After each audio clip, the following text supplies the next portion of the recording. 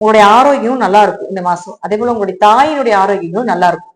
பெரிய எதிரிகள் தொல்லைகளோ அப்படிங்கறதுல எதுவுமே இல்லை. நேரத்துக்கு சீக்கிரம் எதிரிகள் சேரும். பட் இந்த காலகட்டங்கள்ல பாத்துட்டீங்கன்னா குலதெய்வம் உங்க கூடவே இருக்க போகுது. குலதெய்வத்தினுடைய அனுகிரகம் நிறைய இருக்கிறதுனால பெரிய அளவுக்கு இந்த மாதம் சக்சஸ் பண்ணக்கூடிய ஒரு மாதமாக இருக்கும் அப்படிங்கறது அமைப்பு.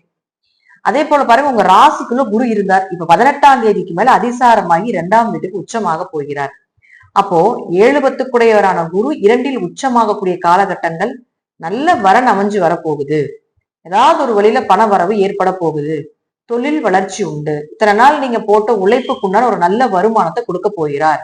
அதாவது வாக்குஸ்தானம் பழிக்க போகுது. நீங்க சொல்றதெல்லாம் நடக்க போகுது. நீங்க என்னெல்லாம் நினைச்சீங்களோ, நீங்க என்னெல்லாம் யோசிச்சீங்களோ அது எல்லாமே இப்ப உங்களுக்கு நடக்க போகுது. அதெல்லாமே உங்களுக்கு கை வந்து சேரப்போகுது.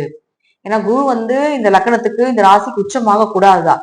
பட் கோச்சாரப்படி அதிசாரப்படி உச்சமாகும் பொழுது உங்களுக்கு பாத்தீங்கன்னா நன்மைகளை ஓரளவுக்கு கொடுத்துட்டு தான் போக போகுது.